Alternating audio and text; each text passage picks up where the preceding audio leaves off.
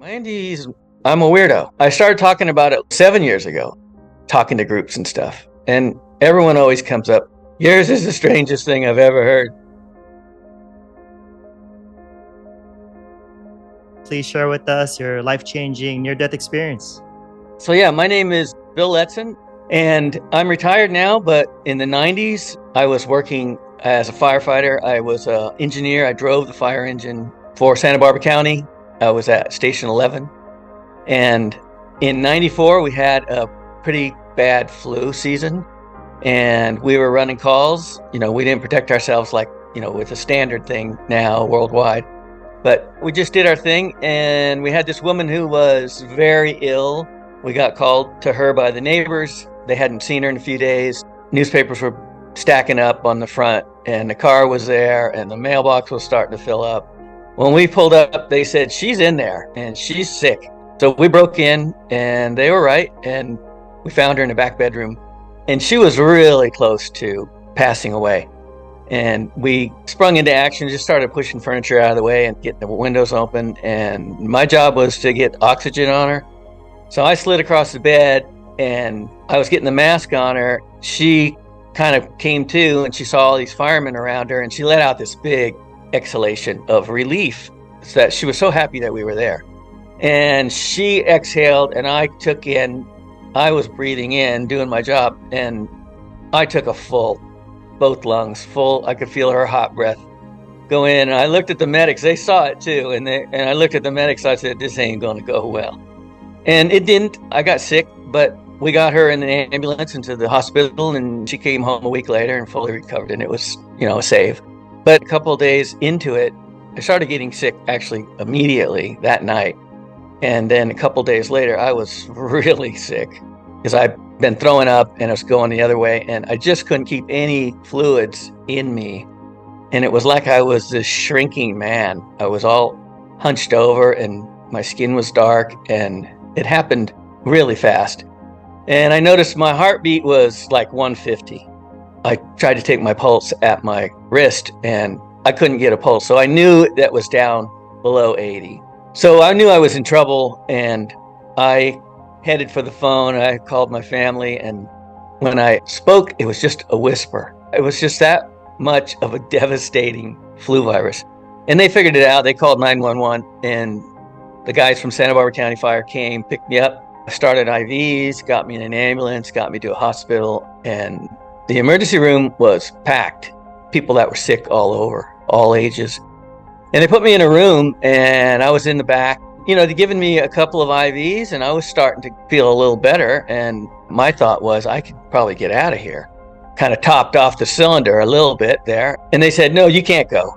The doctor hasn't even seen you yet, and we're overwhelmed with patients, and just hang in there, and here's something we're giving everybody.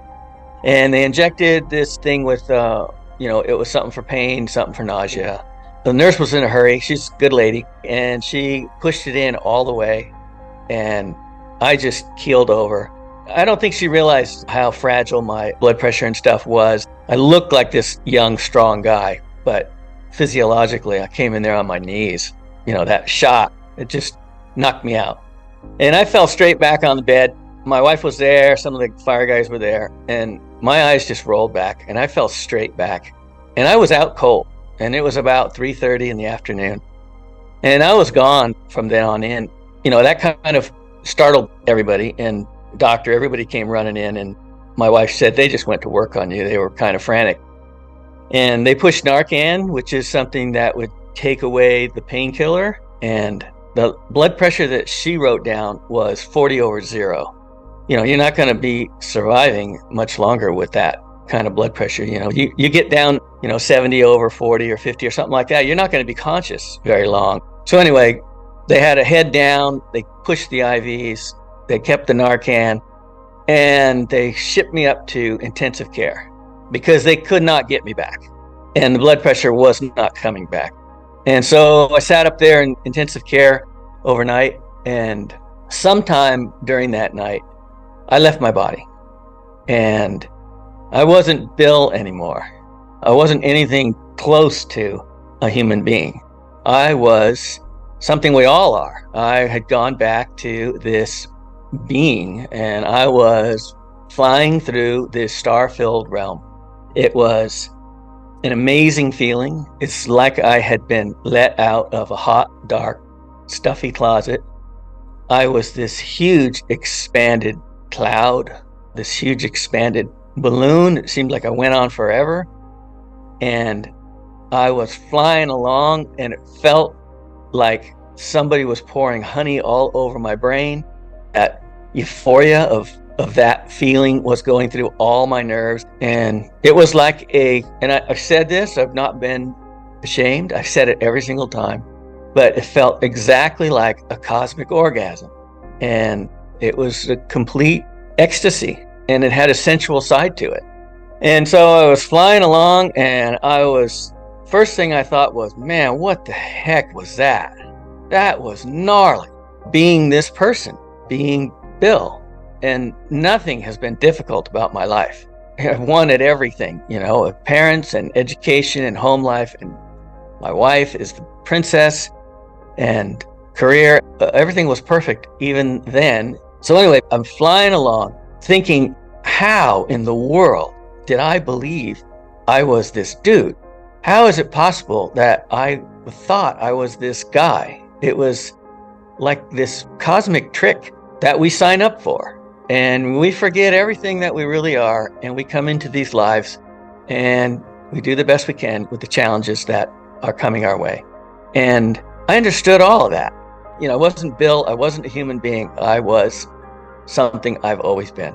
We hear this thing about the Akashic Records, and what I saw coming at me, it was like if you were flipping the pages of a microfiche, the old thing.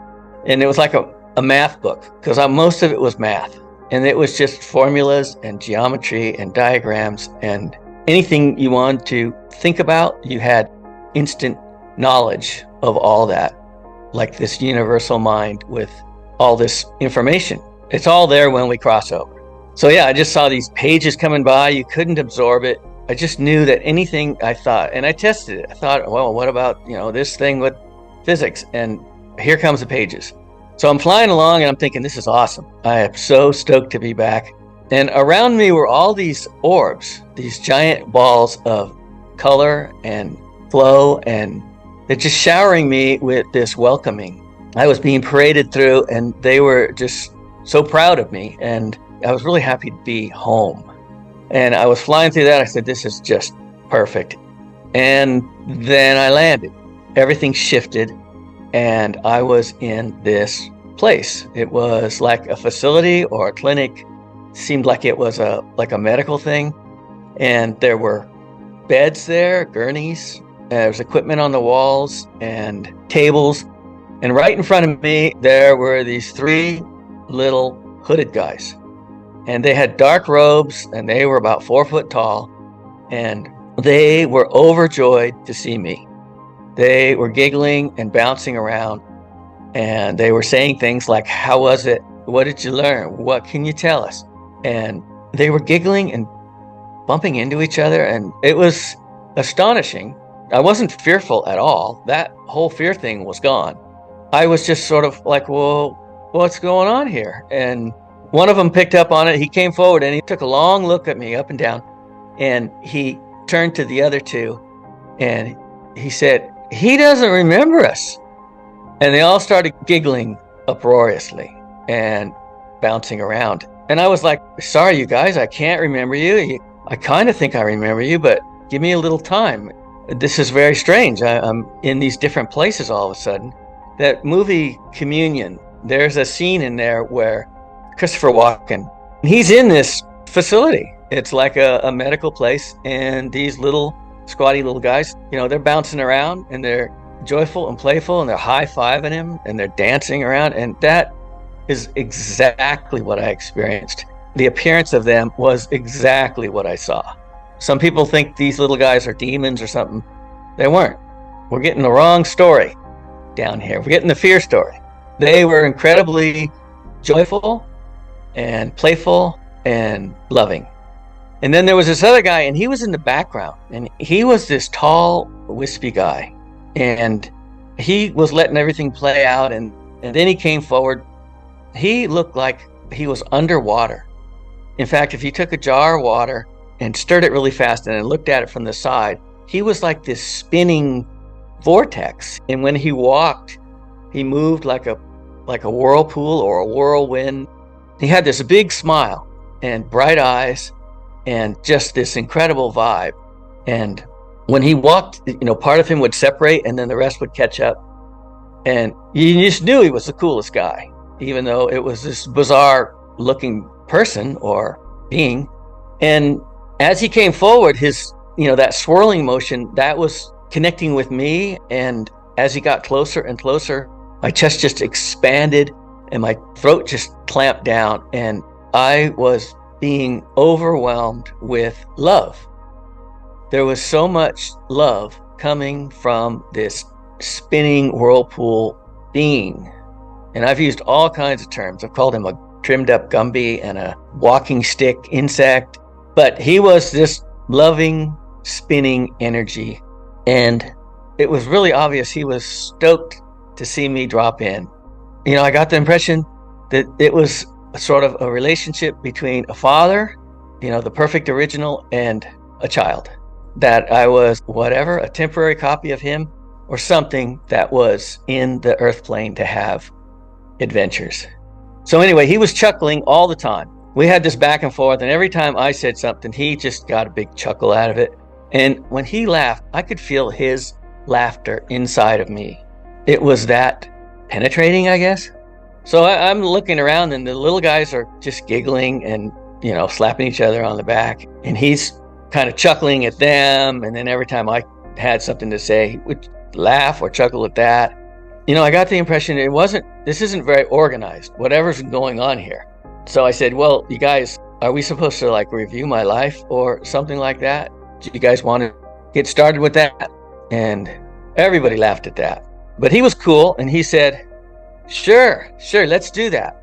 How do you want to start? And so I thought it was a little strange that I was, sort of controlling things, but I said, okay. And so I started talking about things in my life. It was not a review of life like NDEers talk about, where they see how they've affected others and feel how they've affected others. It was none of that. It was just me telling some rap. I wanted to move on from that facility. I got a taste of what we really are, that we are this infinite, limitless being. And I thought, well, I can get back to where that place was that I was initially. So I told a few stories just to kind of fill in. I told a story about my wife and how when we came out of college, I got offered this job on an island, and she wanted me to take it. It was with the Park Service, and we'd be there by ourselves, a little cottage on this island, and we're supposed to look after the wildlife. Groups would come out occasionally, but not too often. And, I was a fireman. I was enjoying the camaraderie of a fire crew and all the shenanigans that went with that, the excitement of going to fires. And, my thing was, sweetie, it sounds kind of boring. We're just going to be on an island. And she really wanted it. And I took a fire job. So anyway, I talked about that, and I thought maybe for her, something she wanted, because she never really wants anything. And I thought that would be nice. And there was a couple of other things that I thought I should have done. It was nothing horrible or tragic, because I've been a pretty good guy my whole life. And I did notice that nobody was listening. They were still giggling and bouncing around. And then he interrupted me, and he just goes, okay, that's enough. Time to go back. And I was shocked. I was like, what? Being away from the body and feeling that bliss and that release of all those emotional traumas and dramas, to go back underneath that, to me, that was there's no way I'm going to do that. So I was shocked, and I said, go back? I'm not going back there. There's no way I'm going back there. He goes, yeah, you got to go back. He was cool. And he was like, you got things to do, and they're important. I told him, I said, look, I'm almost 40. I got nothing more to do in life. I'm just this burned out old guy practically. And he thought that was funny. And then I told him, I got lots of friends, and they'll think of me, but they'll be fine. And my parents and my wife, they're going to get rocked by my demise, but they'll be okay. And I said, they'll get over it. They're strong people. And he thought that was really funny. He goes, all right, enough. You got to go back. Come on. So as he came forward, the room just started to break up. And I could feel it dropping, definitely dropping in frequency, of slowing down. I was going to another channel, another vibe, a low vibe. And the room started to spin, and he started to get wispier and wispier, and then everything just sort of spun away, and I dropped away into darkness. Again, I moved to another channel, and I was down by my body. I could sense my body was nearby, and before I got back in my body, there was this realization that this is a very dark and dismal and lonely place. And as I was going back in my body, I got a feel of that. It's a rough place. Then I was back in my body, back in the physical, and I woke up and it was 4:35, something like that. They were squeezing my arm and stuff and kept waking me up, and I could see the lights of the machines, and the vital signs were low, but they were climbing. And I watched them for the next couple of hours. I just woke up and I'd be back out. And then they got to where they were, something sustainable, and I could stay awake. And I was sort of sitting up looking around, and the nurse walked by, and it shocked her. She was like, "You're awake." And I'm like, "Yes, I am." And she goes, "Man, you have been project for the night. We didn't know how you got so far gone. Didn't know if you were coming back. And we didn't know what had happened." And I said, "Yeah, okay, that's cool." And she goes, "I got to tell the doctor." And I go, "Okay, you can tell the doctor. But first, what am I doing back here?" I was pissed. And that's the only way I could put it. I was cut off from that euphoric freedom that we come from. And all the heaviness came back. It's like energetically somebody unloaded a ton of rocks onto you, and you just got to deal with it. I told her, I said, "What am I doing back here? I was home. I was with my best bros. How did I get back here? I had died. I had bought the farm. I was convinced of it without a beat." She goes, "Honey, you've been in escrow, but you fell out of escrow, and now you're back with us." She had her hands on my shoulders, and she was like, "You need to get your head around that." And I got it right away. I got it. Okay, I'm back with Bill, and that's who I am. The doctors came, my family came, and I was just like, blah, blah, blah, blah, blah, blah. I couldn't tell them enough. Everything is so cool. There's no Death Star. There's no evil aliens or anything like that. We just go back to where we came from, and everybody's a sweetheart. And I sounded like a kook. I was home for about a week on the couch, and I had some interesting things go on during that week. But when I got back to work, the guys were immediately, they're like, "Hey man, we heard through the grapevine you had something really wild go on while you were out." And I'm like, yeah. And I'd tell everybody. And, the religious guys came out of the woodwork. They wanted to hear the story, but they really didn't like the story because there weren't any robes and bearded guys and stuff, but there really was. It's just, not how we tell the story down here. And then after a while, somebody came by and said, "Hey, the guys up in the office are starting to talk about you. You're a fireman, and we can't have lunatics on the fire department." So I was like, right away, I was like, "Yeah, okay, yeah, I get it. So I dummied up, and I zipped it for about 15 years. I knew it was real, and I knew I would return to that when my time was up here.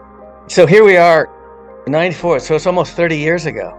And when I tell you that story, it's absolutely crystal clear in my mind's eye. Crystal clear. And all of us are these divine beings having a worldly experience. We never die, and we are these eternal beings that always go back. Then we get to go home, and there's no place like home.